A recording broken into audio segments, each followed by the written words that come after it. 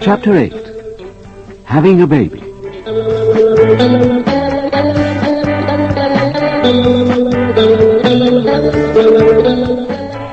Section 1. Fortunately, the damage to the car wasn't too serious. The front near-side headlight was smashed and the wing was slightly dented. In the morning, the local garage fitted a new headlight on straight away and told Arthur to bring the car in a couple of weeks' time when they'd straighten out the wing and respray it. Of course, when he arrived at work with his battered wing, he had to put up with a certain amount of leg-pulling from his colleagues. In fact, it took him some time to live it down. It was now the beginning of May, and Mary's baby was just about due. This didn't seem to worry Mary unduly, but Arthur appeared to be getting rather nervous. By now, they'd bought all the things they would need as soon as the baby arrived. Mary had booked her bed in the maternity ward of the local hospital for the middle of the month, and had had a case packed for some time. On the 10th of May, Mary woke Arthur at 3 in the morning and told him that she thought she'd better get to the hospital at once. Arthur rang the hospital, and they told him to bring her in immediately.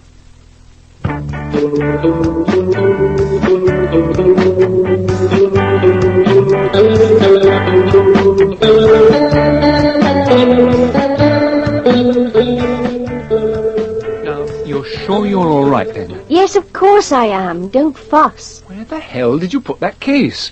I thought it was on top of the wardrobe. No, I put it in the back bedroom. It's just behind the door to the right. Ah, yes, I've got it. Are you sure you've packed everything you need? Now, come on, let's get into the car. All right, I'm coming. Have you got your keys? Oh, Lord, where did I put them? Oh, I know. They're in my other jacket. Where did you put it? I hung it in the wardrobe. You left it lying about on the bedroom floor. Oh, it's all right. Here they are.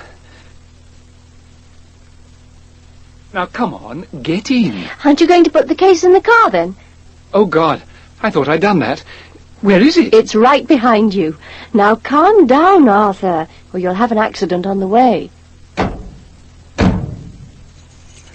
Well, that's it. Off we go.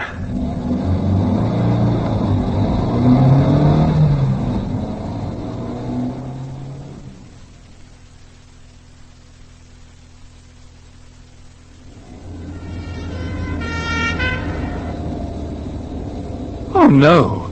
We're being stopped by the police. What do they want? Do you know you're driving without lights, sir? Oh, no. Really? Would you mind getting out of the car, sir? Look, let me explain. Would you mind? Actually, officer, he's driving me to the hospital. I'm just going to have a baby. Oh, I see. That's different. Well, if you wouldn't mind switching your lights on and then follow me, you needn't worry about the traffic lights. I'll clear the way for you. And be a little more careful in future, sir.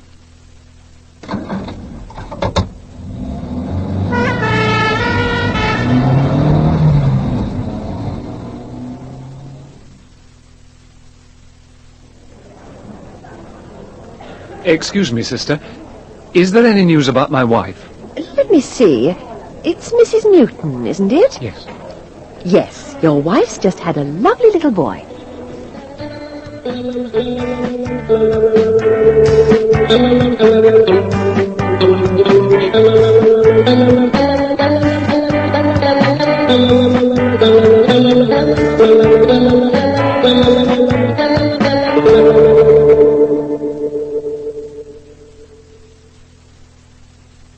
Section 2. This comes from an article called Are Boys and Girls Different?, which appeared in the magazine Mother. In my prenatal idealism, I vowed that when I had children, I wouldn't cast them into stereotyped boy and girl roles. I'd let boys play with dolls and girls with guns, if they wanted to. And what happened? They typecast themselves. I have 2 boys, now aged 5 and 3. At first I kept their hair long, dressed them in flowery shirts, and banned guns from the house. It wasn't long before the boys were shaping their fingers into guns, making armies, and playing at Red Indians. Our house is now littered with toy soldiers, cap guns, and even 3 feet long plastic rifles with realistic-looking bayonets. These rifles alarm our pacifist friends, but are seized on with delight by all the small boys who come to play. Little girls, on the other hand, disdainfully ignore the rifles. There are no dolls in our house, no pretend irons, pastry sets, or vacuum cleaners. I once asked my elder boy if he'd like a pram for his birthday. I shall never forget his look of utter scorn and disbelief as he said, "But prams are for girls." My boys now have shortish hair, wear grey flannel shirts and sturdy duffel coats. No boutique stuff for them.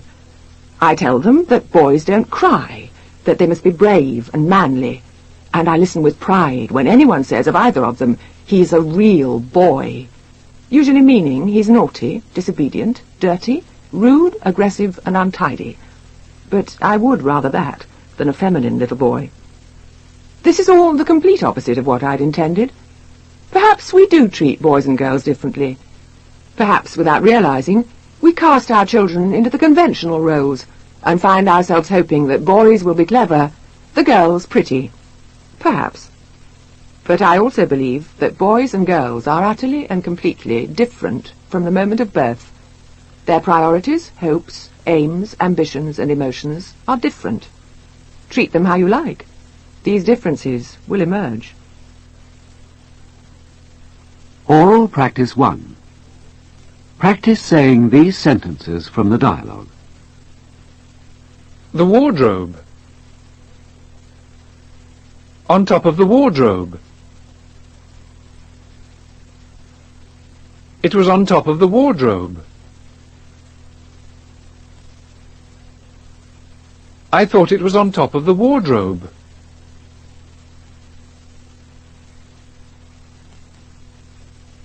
You need everything you need. You've packed everything you need. Are you sure you've packed everything you need?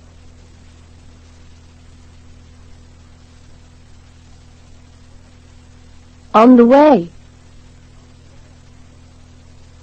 An accident on the way. You'll have an accident on the way. Calm down, Arthur, or you'll have an accident on the way.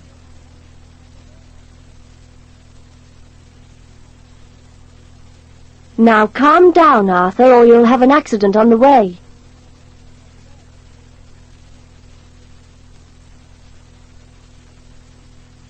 Follow me.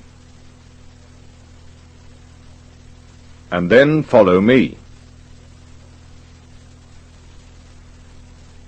Switching your lights on and then follow me.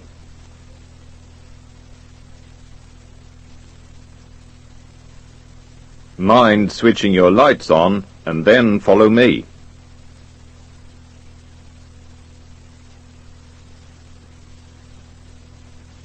If you wouldn't mind switching your lights on and then follow me.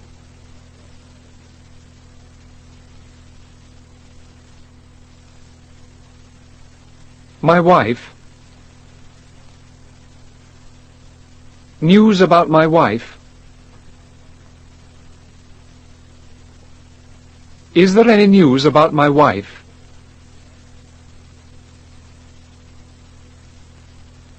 Excuse me, sister. Is there any news about my wife?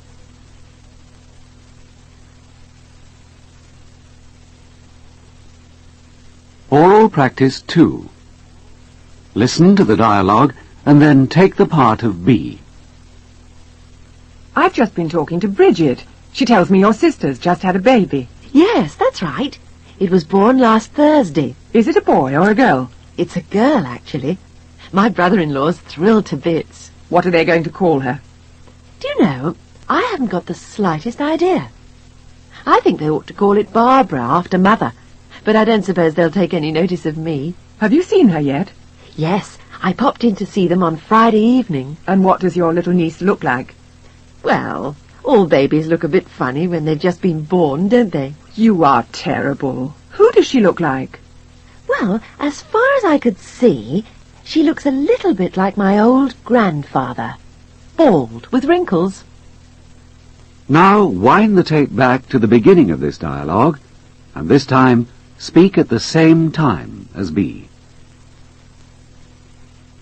Now here's the dialogue again, and this time you take the part of B. I've just been talking to Bridget. She tells me your sister's just had a baby.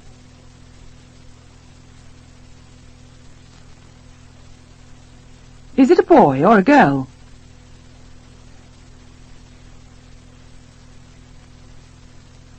What are they going to call her?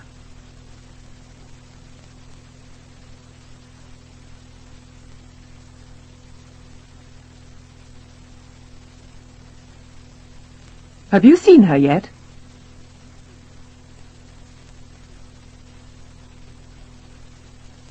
And what does your little niece look like?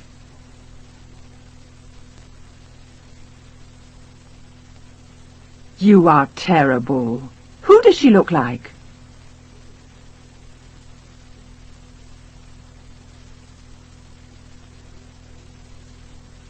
Oral Practice 3. Listen to Angela Ayton talking about her baby, then answer the questions in your book. Right, Angela, you've had a baby recently. What sort of difference has it made to your life? Quite a lot of difference, a lot more than I would have expected. At first, for the first few months, my life was just dominated by the baby. I mean, you have feeding times every 4 hours, in fact sometimes even less than every 4 hours, and that's sort of even through the night, so you seem to be sort of sleeping, eating and living baby the whole time. But even when that's sort of gone and you've got into a bit of a routine, it's still very different from life without a baby. Everything has to be planned so much more. When you haven't got a baby, if you want to go out, if you want to go to the cinema, or if you want to go to the pub, or you want to go and see some friends, you just pick yourself up and off you go and do it. But when there's a baby there, either you have to take the baby with you, and that means working out when its feeding time is and packing its bag so as you've got all its spare nappies and anything else that it might happen to need when you get there, or else it means that you've got to arrange for somebody to come and look after it, so you've got to sort of plan that well in advance so that you get your friends lined up. Yes, of course you've got to plan things much more carefully, so obviously you need babysitters. Do you manage to get this organised reasonably well? Yes, well, we're in a babysitting circle, you see. There are 16 of us, and we take turns in babysitting for each other. It's all very well organised. We have a book, and we take it in turns to keep the book, which means that the person who has the book has to telephone and arrange the babysitting for all the others, and then you write down who has babysat and who has been babysat for. And if you do the babysitting, then you get a point, and if you are the person who is babysat for, then you lose a point. And the idea is that you try to make your points balance out. It sounds very complicated, but in fact it works very well. And it means that you can always get a babysitter quite easily, though of course you do have to telephone a few days in advance to make sure somebody can come and do it for you. Is there any sort of agreement about how late you can babysit? Oh yes, if it's after midnight then you have to pay an extra point. But up till midnight it's 1 point. And people, on the whole, don't mind too much about babysitting after midnight? Well, no, because if you babysit for somebody else after midnight, then if you're invited to a party and want to stay out late, then nobody's going to mind babysitting for you. So people, it's a question of sharing, and so people are usually quite happy about it. Do you find that a baby behaves in the way you had expected it to behave? I wasn't quite sure how I'd expected a baby to behave. One of the things was, before I had a baby of my own, I thought all babies were the same. When I used to see other people's babies, I'd say, oh, how sweet, or oh, how nice, because that seemed the appropriate thing to say. And quite honestly, until they were 5, they all looked pretty much the same to me. They all seemed to behave in much the same way. Whereas when you've got one of your own, you realise, in fact, that even babies are sort of little people that very much have their own likes and dislikes. And are very strong-willed. I'm amazed still at how strong-willed my baby is. I mean, she still can't talk very much, but she lets you know what she wants and what she doesn't want, and whether she likes what you're doing or she doesn't like it. I mean, for instance, trying to change her nappy is generally a complete battle of wills, because she rolls over and tries to get out of the way as quickly as she can, as I try to fight to keep her back to get it onto her. Oral Practice 4. The first speaker seems to you to be stating something very obvious. Listen to the examples first. I've broken my arm. Yes, I can see you have. Yes, I can see you have. And John's crashed his car. Yes, I can see he has. Yes, I can see he has. Now you do the same. I've broken my arm.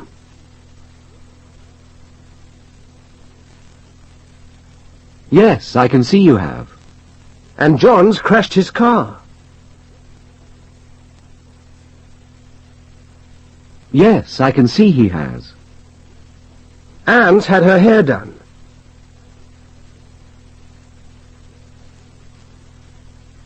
Yes, I can see she has. Jim's had his hair cut.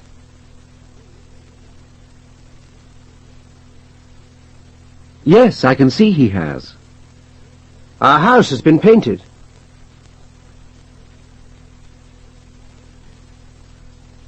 Yes, I can see it has. Sally's bought a new coat.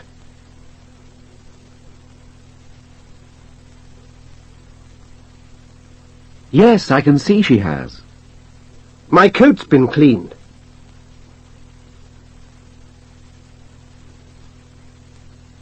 Yes, I can see it has. I've hurt my nose.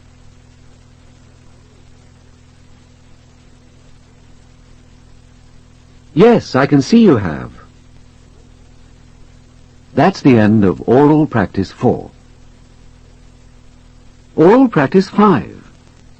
In this drill, however, you can hardly believe what you're told. Listen to the examples first. Anne had her hair done yesterday. Well, I'd never know. It needs doing again. Well, I'd never know. It needs doing again. We had our house painted 2 years ago. Well, I'd never know. It needs painting again.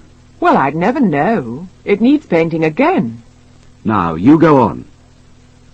Anne had her hair done yesterday.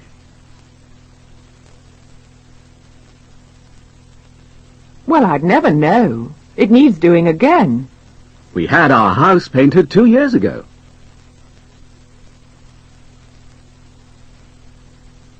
Well, I'd never know. It needs painting again. I had my coat cleaned a month ago.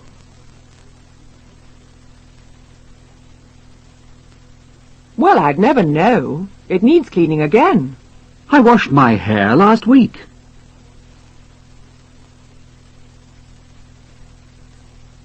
Well, I'd never know. It needs washing again. I had my car serviced last month.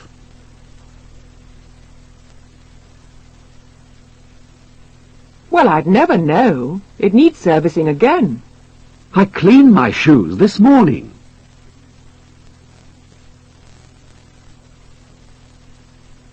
Well, I'd never know. They need cleaning again. Young Jim washed his face this morning.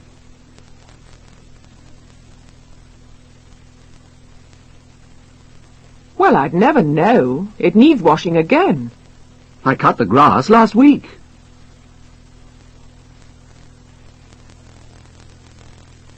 Well, I'd never know. It needs cutting again. That's the end of Oral Practice 5. Oral Practice 6. Nations and Nationalities. Listen to the examples. My friend comes from Greece. Oh, does he? I've never met a Greek. Oh, does he? I've never met a Greek. My brother-in-law comes from Finland. Oh, does he? I've never met a Finn. Oh, does he? I've never met a Finn. Now, you go on in the same way. My friend comes from Greece. Oh, does he? I've never met a Greek. My brother-in-law comes from Finland. Oh, does he? I've never met a Finn. My wife comes from Israel.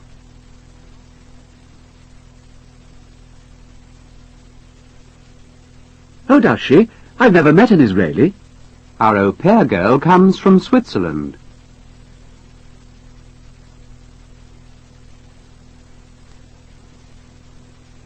Oh, does she? I've never met a Swiss.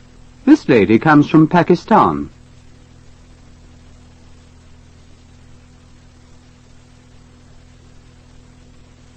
Oh, does she? I've never met a Pakistani. This gentleman comes from Spain.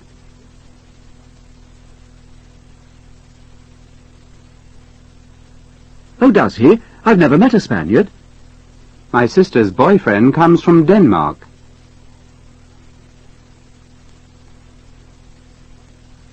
Oh, does he? I've never met a Dane. My friend comes from Holland.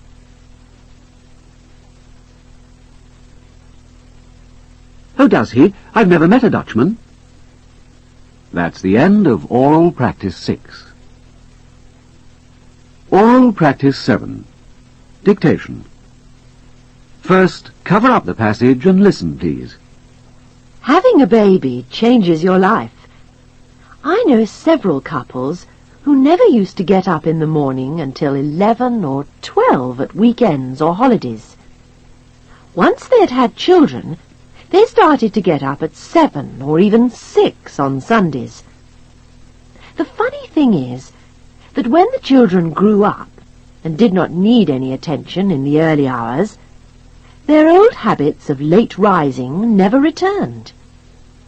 I find now that single people and childless couples are the only ones who seem to stay in bed on those days when there is no necessity to go to work. Now you'll hear the passage again, and this time you must write down what you hear. Having a baby changes your life. I know several couples who never used to get up in the morning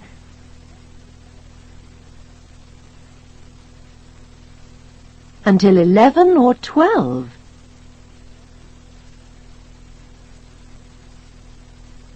At weekends or holidays.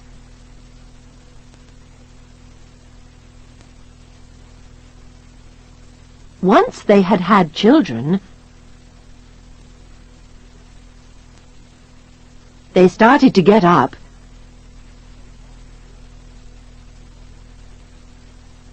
at 7 or even 6 on Sundays.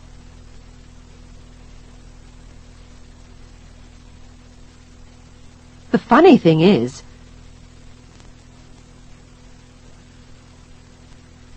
that when the children grew up,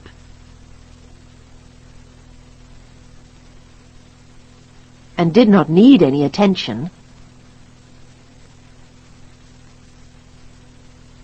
in the early hours,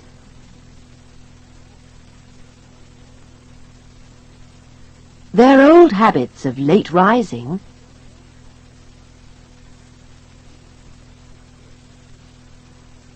never returned.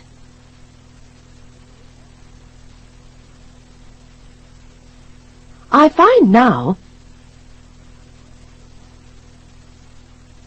that single people and childless couples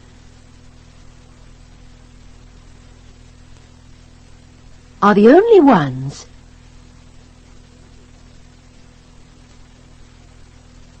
who seem to stay in bed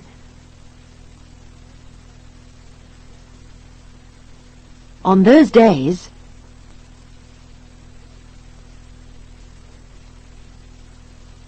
when there is no necessity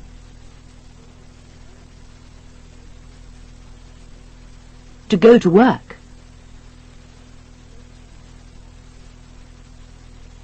Now, here's the passage again. Having a baby changes your life. I know several couples who never used to get up in the morning until 11 or 12 at weekends or holidays. Once they had had children, they started to get up at 7 or even 6 on Sundays. The funny thing is that when the children grew up and did not need any attention in the early hours, their old habits of late rising never returned.